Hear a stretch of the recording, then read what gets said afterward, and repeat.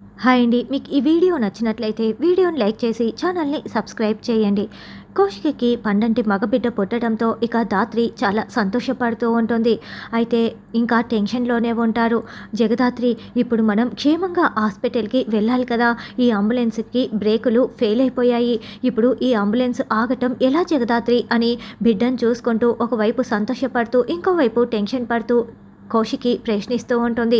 వదిన, కేదార్ ఆ అడ్డుగా ఉన్న కార్లని తొలగించటానికి ప్రయత్నిస్తున్నాడు, మీరేమీ కంగారు పడకండి వదిన, మనం క్షేమంగా హాస్పిటల్కి వెళ్తాము అని ధాత్రి చెప్తుంది. ఇంకోవైపు కేదార్ ఆ అడ్డుగా ఉన్న కార్లని తొలగించటానికి కిరణ్ని వైర్ కట్ చేయమని చెప్తూ ఉంటే అది ఎంతకీ కట్ అవ్వదు. త్వరగా కిరణ్, త్వరగా అంబులెన్స్ వచ్చేస్తోంది అని కేదార్ చెప్తూ ఉంటాడు.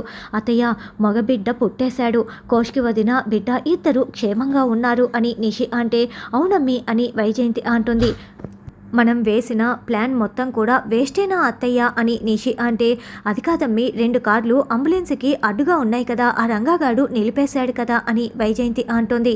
అవునత్తయ్య, ఆ రంగాగాడు 2 కార్లని అలాగే నిలిపేశాడు, కేదార్ వాటిని తొలగించడానికి ప్రయత్నిస్తున్నాడు, కానీ అవి అంత తేలిగ్గా కదలవు కదా, ఇప్పుడు అంబులెన్స్ ఆ కార్లకు గుద్దుకొని యాక్సిడెంట్ అవుతుంది, అప్పుడు అంబులెన్స్లో ఉన్న వాళ్ళందరూ చస్తారు అని నిషి అంటే, అవునమ్మి, అప్పుడు ఆస్తి అంతా మనకే దక్కుతుంది అని వైజయంతి నిషి ఇద్దరు సంతోషపడుతూ ఉంటారు. ఇక అంబులెన్స్ ఆ కార్ల దగ్గరికి, చాలా దగ్గరికి వచ్చేసి ఉంటుంది. కేదార్, త్వరగా ఏదో ఒకటి చెయ్యి కేదార్ అని ధాత్రి ముందుగానే చూసేసి టెన్షన్ పడుతూ ఉంటుంది. అయితే చివరగా కేదార్ చాలా కష్టంగా ఆ కార్లని పక్కకు తోసేస్తాడు. అయితే డ్రైవర్ కొంచెం అదుపు తప్పేసి యాక్సిడెంట్ అయిపోతుంది. ఇక ధాత్రి కౌశికి కెవ్వుమని కేకలు పెడుతూ యాక్సిడెంట్ అయిపోవటంతో అరుపులు అరుస్తూ ఉంటారు.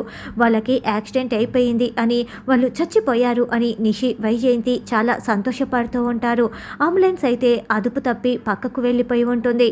మరి ధాత్రి కౌశికి బిడ్డకి ఏమీ కాకుండా ప్రాణాలతో బయటపడ్డారా అన్నది రానున్న ఎపిసోడ్లో తెలుసుకుందాం.